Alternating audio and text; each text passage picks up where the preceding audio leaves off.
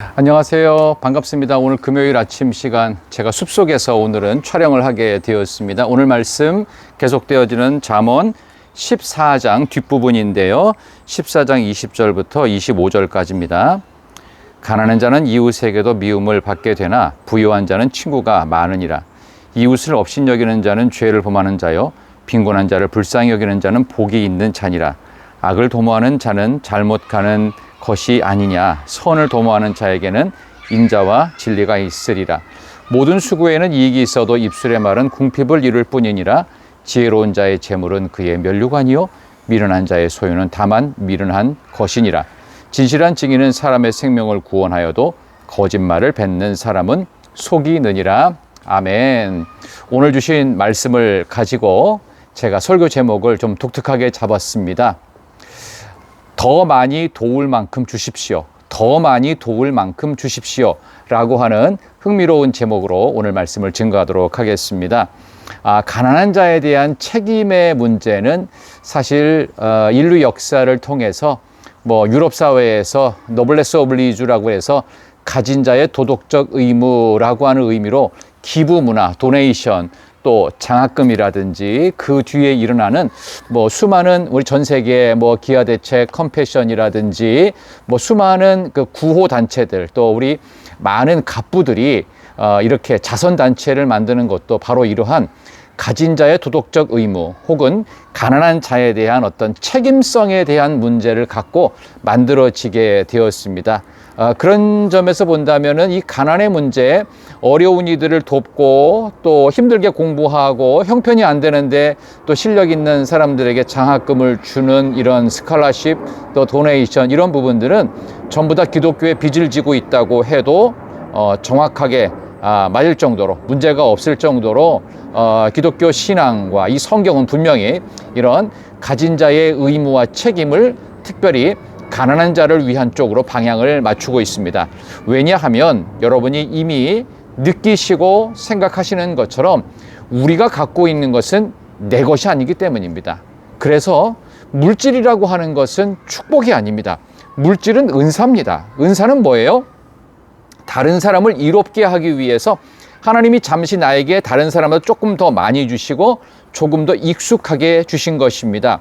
음식을 상당히 잘하는 재주가 있다, 어떤 손재주가 있다, 어떤 부분에 대해서 나는 조금 더 잘할 수 있다라고 하는 건 뭡니까? 잘난 척하기 위해서 주신 것이 아니고요. 다른 사람을 이롭게 하고 그 사람의 부족한 것을 보충하기 위한 것이다. 이렇게 보시면 딱 맞을 것 같습니다. 그런 점에서 오늘 보면 가난한 자는 이웃에게도 미움을 받게 되나. 그러니까 미움받는 이웃들의 가장 대표적인 사람들이 가난해서 그렇다는 거죠. 거기에 대해서 어떻게 하라는 거예요? 부요한 자가 친구가 되어주라라고 하는 것입니다. 이게 굉장히 모순된 거일 수도 있지만 친구가 많은 부요한 사람이 미움을 받는 더 많은 가난한 자들을 책임져 주라 이런 거예요. 그래서 결국 뭡니까? 가난한 자들에게도 친구가 생기게 해주려면요. 물질적인 궁핍함 때문에 그것이 죄책감으로 가지 않도록 해라. 그런 의미를 갖고 있습니다. 여러분, 사탄이 가장 우리를 쉽게 속이는 단어가 하나 있습니다. 그게 뭐냐 하면요. 공감입니다. 공감, sympathy라고 하는 말인데 공감. 이 공감을 진정 친구가 없는 가난한 자들에게 진짜 친구를 많이 만들어 줄 수 있는 물질의 문제를 해결해 주는 것이 아니라 어떻게 해야 되냐면요. 없는 사람들이 죄책감을 느껴요. 왜 우리는 이렇게 가난해요? 왜 이렇게 우리는 가진 게 없어요? 왜 노력해도 왜 뭔가 안 돼요? 이런 건 구조적인 문제도 있지만 사람들의 생각 속에서 영적이지 않은 거예요. 성경적이지 않은 거죠. 그러니까 사탄이 이거를 교묘하게 이용해서 남들에 대해서 공감은 하지만 지갑은 열지 않게 합니다. 그래서 죄책감을 가지면서 안 도와줘요. 그리고 그 가난한 사람들도 내가 가난한 것이 단순히 내가 운명적으로 이런 죄책감 때문에 나는 아무것도 할 수 없나 보다 이런 식으로 스스로를 절망과 좌절로 몰아넣게 해서 모든 것을 파괴하는 이 반달리즘의 원조가 바로 사탄이 고안해낸 공감이라는 용어를 통해서 만들어진 부분이라고 볼 수 있겠어요.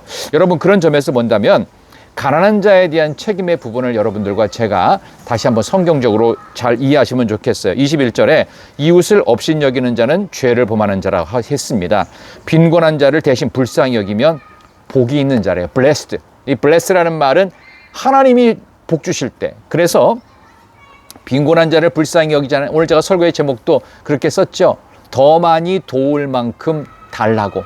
하나님께 하는 우리의 기도가 더 많이 도울 수 있을 만큼 더 많이 돕도록 주십시오. 하나님께 우리가 구해야 될 것입니다. 그래서 무조건 나의 이익을 위해서 투자하고 잘 먹고 잘 사는 게 아니라 하나님, 제가 더 많이 도울 수 있도록, 친구가 없는 가난한 자들을 위해서 더 많이 도울 수 있고 더 많이 기부하고 더 많이 그들을 살려낼 수 있도록, 그들에게 친구가 되어주고 삶의 소망을 얻도록 어떻게 해요? 더 많이 주십시오. 왜? 도울 수 있도록. 바로 그러한 기도가 우리에게 필요합니다. 악을 도모하는 자는 잘못 가는 것이 아니냐. 선을 도모하는 자에게는 인자와 진리가 있느니라. 선이라는 게 뭡니까? 가난한 자들에게 친구가 되어주는 것이겠죠. 여러분, 이웃을 정말 사랑하십니까? 그러면 그들이 죄책감을 느끼고 내가 왜 이렇게 가난하지? 나는 왜 이렇게 없지? 우리 부모는 왜 이렇게 흙수저였지? 이런 생각 안 들도록, 그런 생각 이전에 뭐예요? 그래도 하나님께서 이렇게 친구들을 만들어 주셨구나. 있는 이들은 그것이 자기의 것이 아니라 하나님이 잠시 주신 은사임을 기억하며, 은사는 나누어 주는 것이구나. 나도 내가 갖고 있는 은사를 나누어야 되겠다. 우리 그런 마음으로 복되고 아름다운 이 세상을 만드는 하나님의 백성들, 바로 여러분들 되시기를 소망합니다. 23절, 모든 수고에는 이익이 있어도 입술의 말은 궁핍을 이룰 뿐이니라.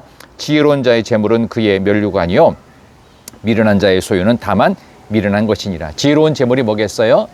복된 재물이 되겠죠. 이웃을 위해 친구가 되어주는 재물 말입니다. 진실한 증인은 사람의 생명을 구원하여도 거짓말을 뱉는 사람은 속이느니라.